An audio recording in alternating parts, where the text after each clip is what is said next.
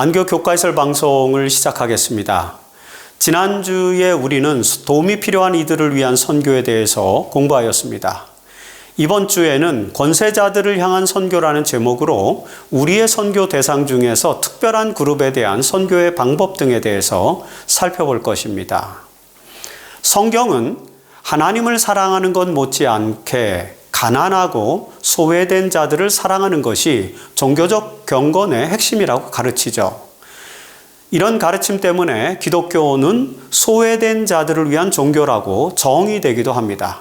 그러나 사회주의 사상을 기초했던 마르크스라고 하는 사람은 성경은 권력과 부를 가진 자들에게 면죄부를 주는 책이라고 폄훼하기도 합니다. 다시 말해서 가진 자들이 가난한 자들에게 나눠주기만 하면 계급 구조는 여전히 유효하다는 것을 가르치는 그런 부르주아 중심의 책이라는 것이죠. 마르크스는 이런 기독교적 가르침을 폄훼하기 위해서 이런 이데올로기적인 해석을 제시하였던 것입니다. 그러나 성경은 신분 사회에서 만연한 사회 문제들을 하나님 나라의 방식으로 해결하기 위해서 주어진 종교적인 가르침이기 때문에 마르크스처럼 이렇게 경제적 사회 구조의 틀 속에서 해석하는 것은 사실 불가능하죠. 성경이 기록된 고대 사회에서 신분 제도는 견고하게 고착된 시스템이었기 때문에 그런 구조적인 시스템을 해결하기 위해서는 사실 여러분 많은 시간이 필요했습니다. 그래서 하나님은 고대의 사회제도 내에서 이웃을 사랑하는 참된 정신을 가르치기 위해서 우선은 가난한 자를 사랑하고 도와야 한다는 것을 강조하는 것이죠. 그리고 더 나아가서 하나님의 구원의 섭리 속에는요, 부와 권세를 가진 사람들을 향한 기별도 포함하고 있습니다. 우리는 성경의 이야기 속에서 권세를 가진 자들 중에서 하나님의 뜻에 순종하여 백성들을 구원하는 일에 참여한 위대한 인물들에 대하여 읽을 수 있죠. 예를 들자면 아브라함이라든지 요셉, 욥, 솔로몬과 같은 인물들이 바로 그들이죠. 따라서 우리는 하나님의 선교에서 권세자들을 향한 선교에도 관심을 기울여야만 하는 것입니다. 가난한 자들이나 소외된 자들 못지않게 권세자들 역시 복음이 절실하게 필요할 것입니다.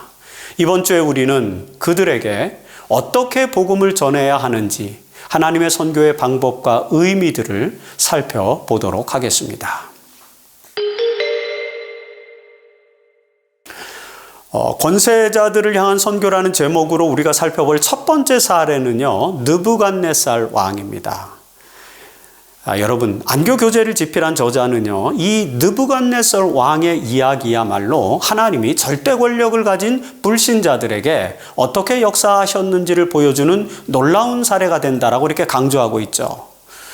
다니엘서 4장에 나타난 느부갓네살의 이야기를 통해서 우리는 이방인 중에 권세자들에게도 하나님의 구원의 복음이 필요하다는 사실을 이해할 수 있습니다.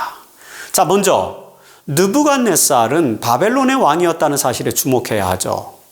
다니엘서 1장 1절로 2절에 보면 바벨론 왕 느부갓네살이 예루살렘에 이르러 성을 에워쌌더니 주께서 유다 왕 여호야김과 하나님의 전 그릇 얼마를 그의 손에 넘기시매 라고 이렇게 시작하면서 느부갓네살에 대해서 소개를 합니다. 자, 그는 바벨론의 왕이었고요. 그리고 예루살렘을 침공하여 하나님의 전의 그릇들을 바벨론의 신전으로 옮긴 인물이었습니다. 이사야서 14장 4절에 보면요, 이 바벨론 왕은 대개 압제하는 자로 묘사되기도 하고, 그 다음에 바벨론이라는 도성은 강포한 성이었다라고 이렇게 묘사되고 있죠. 그리고 여러분 계시록 17장 5절에 보면은 바벨론은 비밀이라 큰 바벨론이라 땅의 음료들과 가증한 것들의 어미라 하였더라고 이렇게 또 묘사됩니다.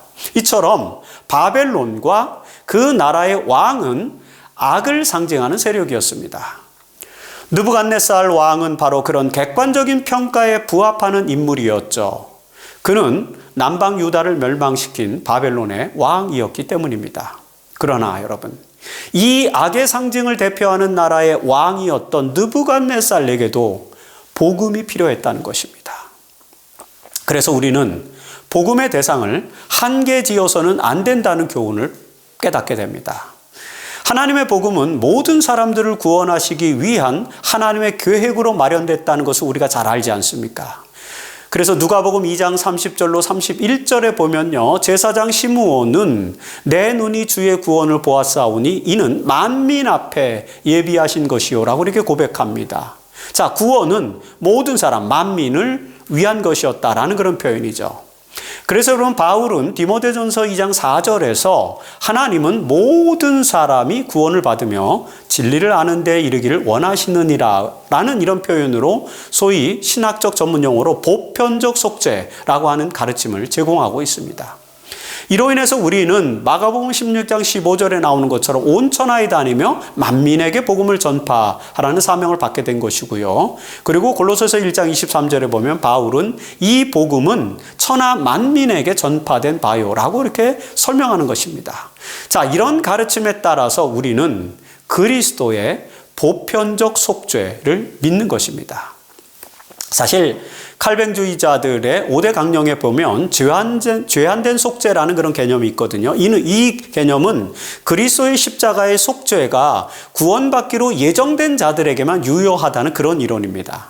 그러나 이런 제한된 속죄 이론은 성경적 가르침에 부합하지 않는 요소가 너무나도 많죠. 그래서 알루미니우스주의를 포함한 보편적인 기독교에서는 보편적 속죄를 강조하는데 이것이 바로 재림교회의 속죄론인 것입니다. 다시 말해서 그리스도의 십자가는 모든 사람들의 죄를 속할 수 있다는 그런 이론인 것입니다.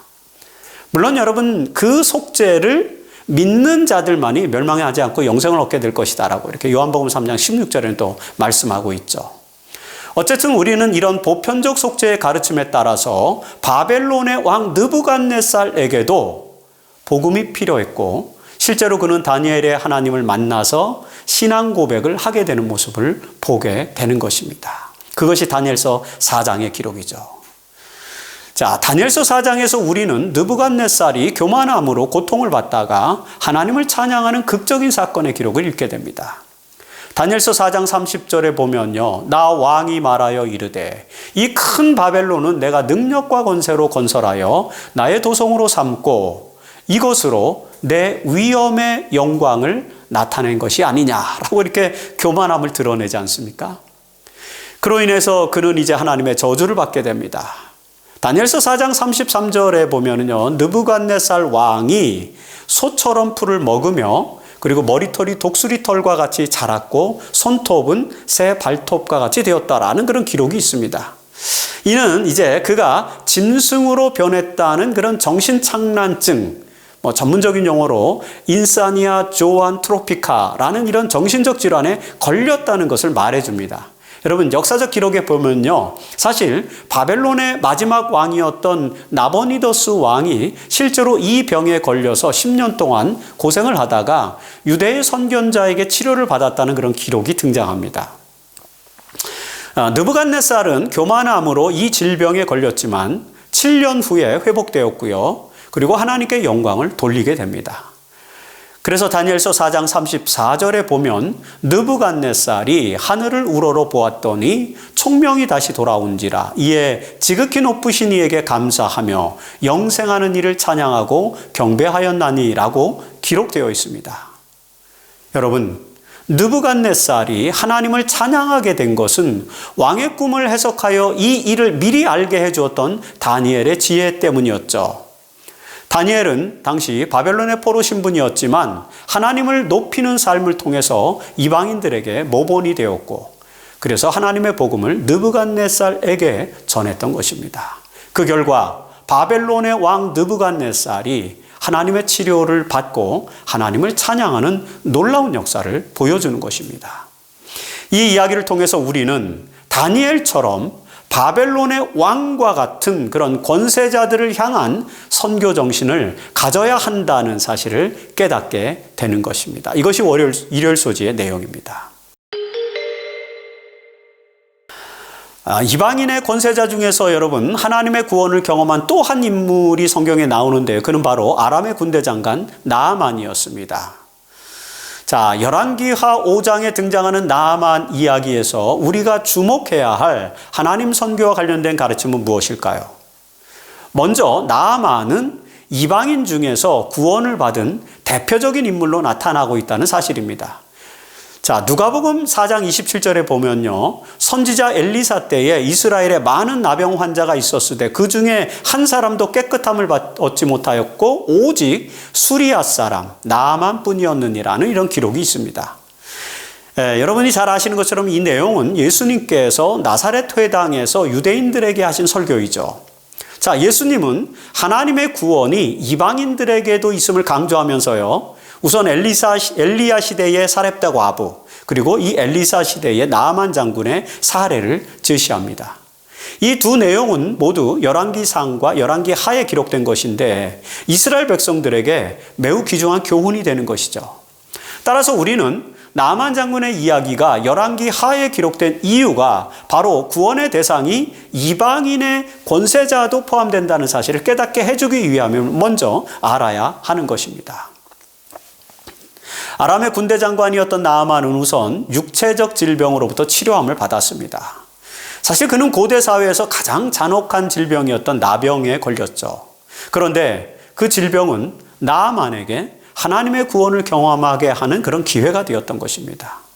사실 그의 부인을 시종 들었던 이스라엘의 소녀가 이제 열왕기하 5장 3절에 보면은요, 우리의 주인이 사마리아에 계신 선지자 앞에 계셨으면 좋겠나이다. 그가 나병을 고치리이다. 라고 이렇게 기별을 전하지 않습니까?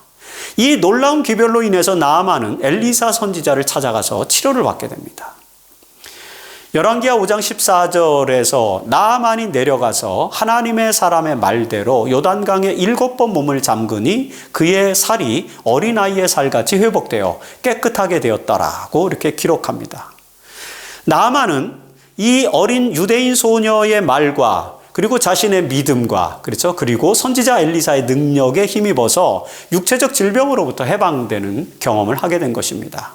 그리고 그는 아울러서 신앙적인 변화를 또 경험하게 되었습니다. 나아만은 엘리사에게 치료함을 받은 이후에 와서 먼저 이렇게 고백하죠. 열왕기하 5장 15절에서 내가 이제 이스라엘 외에는 온 천하에 신이 하나님이 없는 줄을 아나이다 라고 이렇게 고백합니다. 자, 여러분, 이방인의 군대 장관으로서 림몬 신을 섬기던 나아만이 이제 이스라엘의 야훼 하나님을 섬기겠다는 이런 고백 아닙니까? 사실 림몬 신은 아람의 신으로서 폭풍과 번개로 상징되는 풍요의 신입니다. 나아만은 이제 이 신앙을 버리고 야훼 신앙을 따르겠다고 고백하는 것입니다. 물론 그는 그의 생각과 행동을 완전히 바꿀 수는 없었습니다. 그래서 열왕기하 5장 17절에 보면은요, 이제 그가 이스라엘의 흙을 가지고 가서 그 흙이 있는 곳에서 여호와께 희생 제사를 드리겠다고 이렇게 요청하는 장면이 나오지 않습니까? 이건 이교적인 풍습이에요. 그리고 18절에 보면은요, 림몬의 신당에서 이제 형식적으로 몸을 굽히는 일을 자기는 할 수밖에 없다. 왕의 신하이니까. 라고 이렇게 또 고백하기도 하죠. 자, 이런 불완전한 신앙처럼 보이는 상황에서도요, 엘리사는 어떻게 합니까? 열왕기하 5장 19절에 보면 너는 평안히 가라고 이렇게 대응하면서 하나님의 은총을 베풀어 주는 것입니다. 이처럼 나아만 장군의 신앙 고백과 변화된 삶은요, 이방인들 중에서 그리스도인이 되기 위한 믿음의 과정이 사실 단계적으로 성장해야 한다는 그런 교훈을 깨닫게 해줍니다. 우선 나아만은 자신의 질병으로부터 구원하시는 하나님을 만났습니다. 그렇죠? 그리고 이 만남으로 나아만은 이제 야훼 하나님만을 섬기기로 또 결심합니다. 신앙의 결심인 거죠. 그러나 아직 자신의 이교적인 삶의 습관을 모두 개선하지는 못했습니다. 그래서 그는 자신의 방식대로 하나님께 희생제사를 드리기를 원했습니다. 이게 이교적 방법이죠. 그 땅에 흙을 가져다가 제사를 드려야 한다는 그런 방식입니다. 이런 것들은 온전한 방법이 아니었지만 엘리사는 그런 그의 방식을 또 묵인해 주었습니다. 그가 하나님과의 관계 속에서 신앙의 방식이 더 성장하기를 바랬던 그런 마음을 표현한 것이죠. 아울러 나아만은요, 이교 풍습이 만연한 국가에서 신앙적 타협이 요구되는 상황을 또 고백하지 않습니까?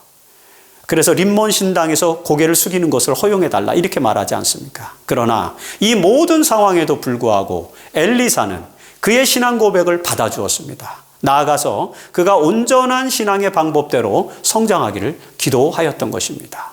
여러분, 이것이 바로 하나님 선교에 참여하는 선교사들의 자세가 되어야 한다는 것을 우리는 생각해야 합니다.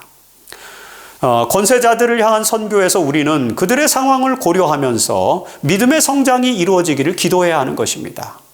신앙 고백으로부터 시작해서 온전한 신앙의 관습을 받아들이기까지는 사실 시간이 필요할 것이죠. 우리는 그 성장의 시간까지를 고려해서 선교를 해야 한다는 것입니다.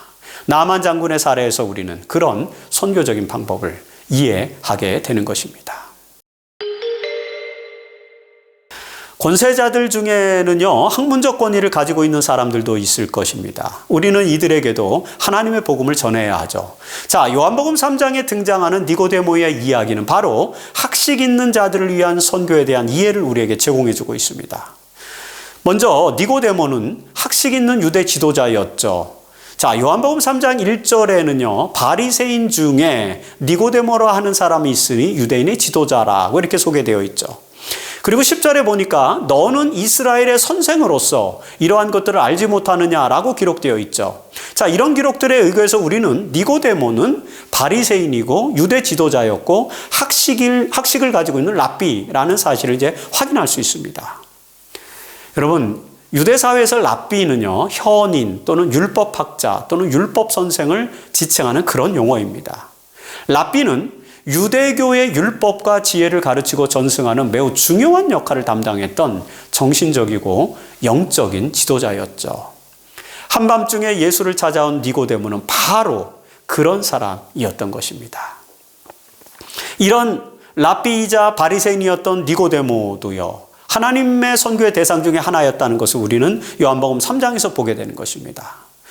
니고데모는 유대교의 가르침과 율법에는 정통했지만 여전히 하나님의 복음에 나타난 중요한 가르침을 깨달을 필요가 있었던 인물이었습니다. 여러분, 요한복음 3장 3절로 4절에 보면요, 니고데모는 이제 거듭남의 원리에 대해서 이해하지 못하고 있었던 것을 우리는 발견하게 됩니다. 자, 3절에서 보니까 예수는 사람이 거듭나지 아니하면 하나님의 나라를 볼 수 없느니라고 이렇게 가르치셨어요. 그러자 니고데모는 4절에서 사람이 늙으면 어떻게 날 수 있사옵나이까? 두 번째 모태에 들어갔다가 날 수 있사옵나이까? 라고 이렇게 묻죠. 이 매우 직관적인 이 물음이요, 이것은 학식 있는 니고데모가 여전히 깨달아야 할 복음의 비밀이 있음을 알게 해주는 그런 내용이죠. 그 비밀은요, 바로 성령으로 거듭나야 한다는 그리스도의 가르침이었습니다. 요한복음 3장 5절에서 예수는요, 사람이 물과 성령으로 나지 아니하면 하나님의 나라에 들어갈 수 없느니라고 이렇게 말씀하셨습니다. 자, 이 대화에서 니고데모는 학식 있는 랍비였음에도 불구하고 복음의 비밀을 정확하게 이해하고 있지 못했습니다. 그러자 예수님은 그런 니고데모에게 거듭남의 비밀을 설명해 주었습니다. 이 대화를 통해서 니고데모는 예수의 가르침을 받아들였고요. 그리고 예수의 제자로 변화될 수 있는 기회를 이제 얻게 되었던 것입니다. 그러나 그가 예수의 제자라는 사실을 밝히기까지는 시간이 더 필요했던 것 같습니다. 자, 요한복음 7장에 보니까 니고데모는 예수를 믿었지만 그의 믿음을 드러내지는 못하고 있음을 우리에게 보여주죠. 그 내용은 이제 초막절에 예루살렘 성전에서 예수께서 유대인들과 더불어서 율법에 대한 논증을 하는 그런 장면으로 시작되죠. 이때 바리새인들은 그 예수를 잡으려고 하였습니다. 그러나 니고데모는요, 요한복음 7장 51절에 보면요, 우리 율법은 사람의 말을 듣고 그 행한 것을 알기 전에 심판하느냐? 라고 이렇게 예수를 옹호하는 발언을 하게 됩니다. 하지만 그가 아주 적극적으로 예수에 대한 믿음을 드러내지는 않고 있죠. 우리는 예수께서 돌아가신 이후에 니고데모가 아리마대 요셉과 함께 예수의 시체를 장례 치렀다는 사실을 알고 있습니다. 요한복음 19장 39절에 보면요, 일찍이 예수께 밤에 찾아왔던 니고데모도 모략과 침향 섞은 것을 100리트라쯤 가지고 온지라고 이렇게 기록되어 있습니다. 자, 이처럼 니고데모는요, 예수와의 만남 이후로 하나님의 복음을 받아들였고 결국에는 예수의 제자가 되었지만 그 기간 동안에는 시간이 필요했다는 것을 알게 되는 것입니다. 자, 이 니고데모의 이야기는 율법에 정통한 학식 있는 유대 지도자도 하나님 선교의 대상이 된다는 사실을 우리에게 알려줍니다. 그들에게도 하나님의 참된 복음이 전파되어야만 했던 것입니다. 여러분, 니고데모는요, 21세기 우리 사회에서는 과학자, 철학자, 그리고 전문 지식인 등을 대표하는 사람이라고 볼 수 있습니다. 우리는 예수의 가르침과 성경적 세계관을 알지 못하는 이 세상의 지식인들을 하나님 선교의 대상으로 삼아서 그들에게도 구원의 복음을 전파해야만 하는 것입니다. 이것이 바로 니고데모의 이야기에서 나타난 하나님 선교의 교훈이라고 화요일서지에서 가르쳐 주고 있는 것입니다. 우리의 선교 대상 중에는요, 또 소위 부자로 구분되는 경제적 계층도 포함된다는 것입니다. 자, 우리는 복음서에 기록된 젊은 부자 관원과 삭개오의 사례를 통해서 경제적인 이슈가 선교에 끼치는 영향에 대해서 또 살펴볼 수 있습니다. 자, 먼저 마태복음 19장에 등장하는 젊은 부자 관원은요, 복음의 기별을 거절한 사례로 나타나고 있습니다. 마태복음 19장 16절에는 이렇게 기록되어 있죠. 어떤 사람이 주께 와서 이르되 선생님이여 내가 무슨 선한 일을 하여야 영생을 얻으리이까? 라고 이렇게 묻는 장면이 등장하는 것입니다. 그런데 마태복음 19장 20절에는요, 그가 청년이라고 이렇게 묘사되어 있습니다. 그리고 누가복음 18장 18절에는요, 관리라고 또 기록되어 있습니다. 그리고 마태복음 19장 22절에 보면 그 청년이 재물이 많음으로 이렇게 기록되어 있고요. 그 다음에 누가복음 18장 23절에는 그 사람이 큰 부자이므로 라고 이렇게 기록되어 있어요. 자, 이런 내용들을 종합하면은요, 이 젊은 부자 관원은 영생의 길, 즉 종교적인 깨달음을 얻기 위해서 예수께 나와왔던 것을 우리는 보게 됩니다. 그러나 그가 가진 재물을 관리하는 종교적인 가르침을 깨닫거나 따르지는 또 못했던 것을 보게 되죠. 그래서 마태복음 19장 21절에서 예수는 내가 온전하고자 할진대 가서 내 소유를 팔아 가난한 자들에게 주라. 그리하면 하늘에서 보화가 내게 있으리라고 이렇게 가르치셨습니다. 자, 다시 말해서요, 구원의 조건은 율법의 문자적인 준수에 있는 것이 아니라 살인하지 마라, 간음하지 마라, 도적질하지 마라 이런 문자적인 준수에 있는 것이 아니라 경제적 정의를 실현하는 것에 있음을 가르치고 있는 것입니다. 마태복음 19장 22절에 보면 그러나 그 청년이 재물이 많음으로 이 말씀을 듣고 근심하여 가니라고 이렇게 기록되어 있죠. 여러분, 이 젊은 부자 관원은요, 경제적 정의를 실현하라는 예수님의 말씀을 따르지 못했습니다. 이 사례는 부자를 향한 하나님의 선교가 필요하고 그들에게 주어진 핵심 기별은 경제적 정의를 실현하라는 것, 내 소유를 팔아 가난한 자에게 주라는 그런 명령이라는 것입니다. 젊은 부자 관원은 하나님의 계명을 충실하게 지킨 훌륭한 종교인이었습니다. 마태복음 19장 20절에 보면은요, 이 모든 것을 내가 지키었사온데 아직도 무엇이 부족하나이까라고 이렇게 답변하는 모습을 볼 수 있지 않습니까? 그는 하나님의 계명의 문자적인 내용을 충실하게 따랐습니다. 그러나 여러분, 그는 그 계명이 내포하고 있는 진정한 의미, 즉 내 이웃을 내 자신과 같이 사랑하라는 명령은 따르지 않은 것이었습니다. 그가 만일에 정말로 하나님의 계명을 지켰다면요, 그는 자신의 소유를 팔아서 가난한 자들에게 나눠주는 경제 정의를 실현하였을 것입니다. 예수님은 바로 그 사실을 지적해 주었고요, 그 청년은 그런 예수의 가르침을 따르지 않고 돌아가고 말았던 것이었습니다. 그래서 예수는 마태복음 19장 24절에서 낙타가 바늘귀로 들어가는 것이 부자가 하나님 나라에 들어가는 것보다 쉬우니라는 말씀을 하심으로써 경제적인 부가 구원을 가로막는 장애물이 될 수도 있다는 사실을 또 설명해 주고 있죠. 아마도 우리의 선교 현장에서 우리는 이런 현상을 종종 경험할 수 있을 것입니다. 그러나 여러분, 또 다른 한 사례에서 우리는 경제 정의를 실현한 한 부자 이야기를 보게 되죠. 그것은 바로 삭개오 이야기입니다. 자, 누가복음 19장 2절에 보면 삭개오라 이름하는 자가 있으니 세리장이요 또한 부자라는 그런 소개 장면을 보게 됩니다. 사람들은 삭개오가 죄인이라고 생각했습니다. 그래서 누가복음 19장 7절에 보면 뭇사람이 보고 수군거려 이르되 저가 죄인의 집에 유하러 들어갔도다라고 비난합니다. 죄인의 집, 삭개오의 집을 말하는 거죠. 자, 삭개오는 유대인들이 가장 경멸하는 대상인 세리 중에서도 또 장이었습니다. 그러나 여러분, 그가 예수를 영접한 후에 진정한 경제 정의를 실현하는 모습을 보여주고 있죠. 누가복음 19장 18절에서 삭개오는 내 소유의 절반을 가난한 자들에게 주겠사오며 만일 누구의 것을 속여 빼앗은 일이 있으면 네 갑절이나 갚겠나이다라고 이렇게 고백합니다. 여러분 재밌죠? 자, 출애굽기 22장 1절에 보면요, 사람이 소나 양을 도둑질하여 잡거나 팔면 그는 소 한 마리에 소 5마리 5배로 갚고 양 한 마리에 양 4마리 4배로 갚을지니라고 이렇게 기록되어 있습니다. 자, 그래서 유대인들은 보통 2배에서 5배까지 보상을 해야 한다는 것으로 받아들였어요. 따라서 여기 삭개오가 4배로 갚겠다고 하는 그런 고백은요, 매우 훌륭한 배상 조건을 제시하는 것이죠. 이처럼 삭개오는 예수를 만남으로써 경제적 욕심을 버리고요, 내 이웃을 사랑하라는 율법의 정신을 온전히 실천하고자 했던 것입니다. 이런 그의 변화를 인정하고 예수께서는 오늘 구원이 이 집에 이르렀느니라고 이렇게 축복했죠. 누가복음 19장 9절의 말씀입니다. 여러분, 예수는 삭개오를 구원의 대상으로 삼았기 때문에 여리고로 갔고요, 그리고 그곳에서 돌 무화과 나무 위에 있는 삭개오를 불러서 그의 집에 유하셨던 것입니다. 이것이 바로 부자를 향한 하나님의 선교 방식이죠. 이처럼 우리의 선교 대상 중에는 부유한 사람들이 포함되어야 하고요, 그리고 그들에게 경제 정의를 실현하도록 하나님의 복음을 전해 주어야 한다는 것입니다. 21세기 자본주의가 심화된 사회에서 이런 부자들을 향한 선교적 노력이 더욱더 필요하다는 사실을 우리는 절감할 수 있을 것입니다. 선교의 대상 중에서 가장 직접적으로 접근하기 어려운 그룹이 있는데요. 그 그룹은 바로 사회적 권력을 가진 사람들일 것입니다.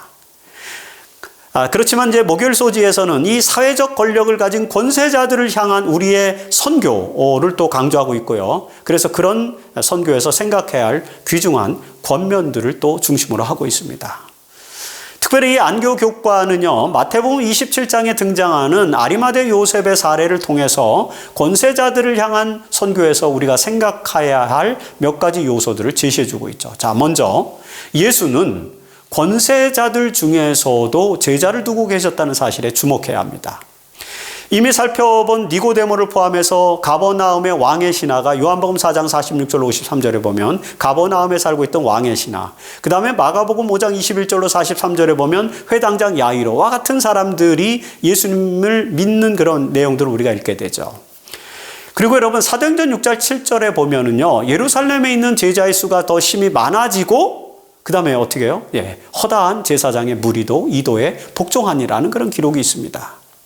자, 이처럼 유대 사회의 권력을 가진 사람들 중에서도 예수를 믿는 사람들이 있었는데 그 중에 대표적인 사람은 바로 아리마대 요셉이었습니다. 마태복음 27장 57절에는요, 아리마대의 부자 요셉이라고 하는 사람을 이렇게 소개하고 있죠. 근데 마가복음 15장 43절에는요, 이 사람은 존경받는 공회원이요 하나님의 나라를 기다리는 자라고 또 이렇게 묘사됩니다. 그리고요, 누가복음 23장 50절에서는요, 공회의원으로 선하고 의로운 요셉이라 하는 사람이라고 또 이렇게 소개하고 있죠. 자, 이걸 정리해 보면은요, 아리마대 사람 요셉은요, 공회의원, 사내들인 회원이었고요, 부자였었고요. 그럼에도 불구하고 하나님의 나라를 기다리는 선하고 의로운 사람이고, 그리고 나아가서 요한복음 19장 38절에 보면 예수님의 제자였다라 이렇게 기록되어 있습니다.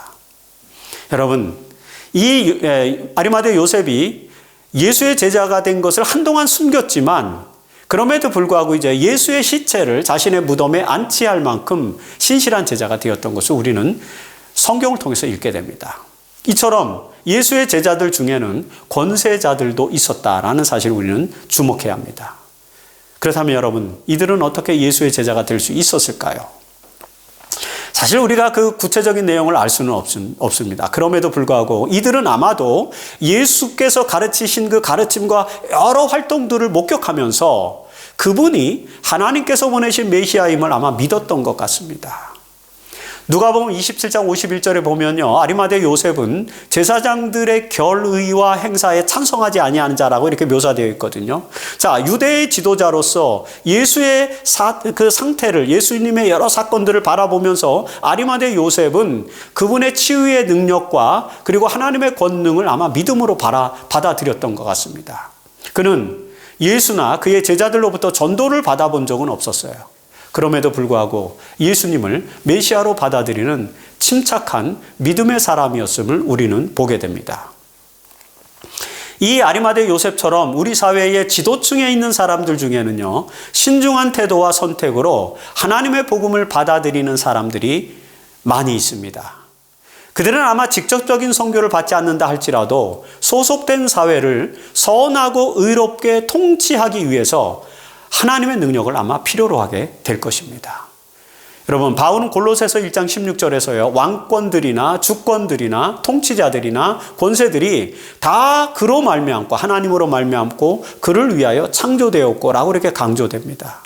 자, 통치자들과 권세자들도 모두 하나님께로부터 온 존재들이기 때문에 그들에게도 하나님의 구원의 복음이 필요하다는 것입니다. 아마도 그들은 올바른 지도자가 되기 위한 마음을 가지고 있었고요. 그리고 바로 이런 마음이 하나님의 선교를 향해 열릴 수 있을 것이라고 우리는 생각해 볼 수 있습니다. 그래서 우리는 이 땅의 권세자들이 하나님의 복음을 받아들일 수 있도록 그들을 위해 기도해야 하는 것입니다. 안교교과는요, 아리마대 요셉을 사례로 제시하면서 권세자들에게도 복음이 필요하고요, 그들을 구원할 수 있는 일을 위해서 일하도록 시간을 바쳐야 한다고 이렇게 강조합니다. 그렇다면 우리는 이 21세기에 어떻게 권세자들에게 하나님 선교를 할 수 있을까요? 네, 안교교제의 저자는 두 가지를 제안하고 있습니다. 첫째는 권세자들을 기도 목록에 추가하고 그들을 위해 기도하라는 것입니다. 그리고 둘째는요, 권세자들에게 가능하다면 편지나 이메일을 또 보내라는 것입니다. 사실 기도하라는 첫째 제안은 우리가 실천할 수 있습니다. 그렇죠? 그러나 둘째 제안은 쉽지 않을 것입니다. 그럼에도 불구하고 우리는 그 일을 위해 노력할 필요가 있다는 것이 이번 교과가 강조하는 그런 내용입니다. 교회증언 6권 258페이지에서 엘렌 화이트는요, 이렇게 말씀하고 있어요. 지혜와 사랑으로 행해진 노력을 통하여 많은 부자들이 하나님께 대한 책임감과 의무감을 갖게 될 것이다.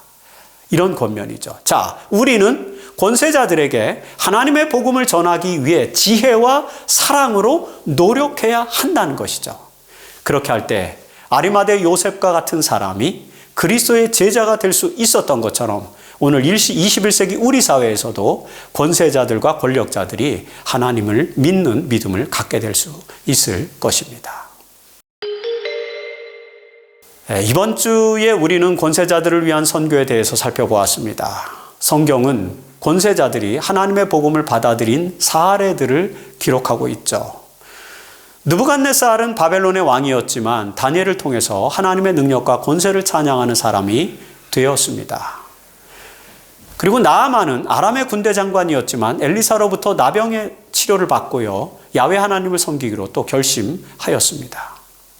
그리고 니고데모는 유대의 학식 있는 자였지만 예수를 만나 거듭남의 가르침을 깨닫고 예수의 제자가 되었습니다. 한편 젊은 부자 관원은 경제정의를 실현하라는 예수 가르침을 받아들이지 않았지만요, 삭개오는 그 일을 실천함으로써 구원을 또 받았죠. 그리고 아리마대 요셉과 같은 권세자들도 하나님의 복음이 필요하며 예수의 제자가 될 수 있다는 사실을 우리는 알게 되었습니다. 그리고 이들은 모두 우리의 선교의 대상이라는 사실도 깨닫게 되었습니다. 엘렌 화이트는 치료봉사 210페이지에서 우리에게 이렇게 권면합니다. 소외된 가난한 사람들에 대한 우리의 의무에 관하여 많이 논의되고 있다. 그렇다면 소외된 부자들에게도 어느 정도 주의를 기울여야 하지 않을 것인가? 많은 사람들은 부유층의 사람들을 희망이 없는 것으로 본다. 수많은 부자들이 영혼의 필요에 대한 아무런 경고도 받지 못한 채 무덤으로 들어갔다. 외관상으로 무관심한 것처럼 보이더라도 부자들 중 많은 사람들이 영혼에 대한 부담을 느끼고 있다. 자, 이 말씀에 주목해서 우리는 어쩌면 종교적으로 소외된 계층일 수도 있는 이 권세자들을 향한 선교에 주의를 집중해야 할 것을 또 깨닫게 되는 것입니다. 우리는 그들을 위한 기도 목록을 만들어야 하고요. 그리고 그들이 하나님의 의와 선을 위해 일할 수 있도록 그들을 위해서 기도해야 합니다. 그리고 기회가 있을 때 그들에게 하나님의 복음을 전하는 방법을 찾아서 전도할 필요가 있습니다. 우리에게는 그런 활동을 할 수 있는 지혜와 사랑이 또 필요합니다. 하나님의 선교사로서 그 지혜와 사랑이 성령의 능력으로부터 우리에게 주어지기를 우리는 기도하고, 그리고 권세자들을 향한 선교를 위해 노력하는 우리 모두가 되어야 할 것입니다. 이런 결심이 있는 한 주가 되기를 바라면서 안교 교과해설 방송을 마치겠습니다.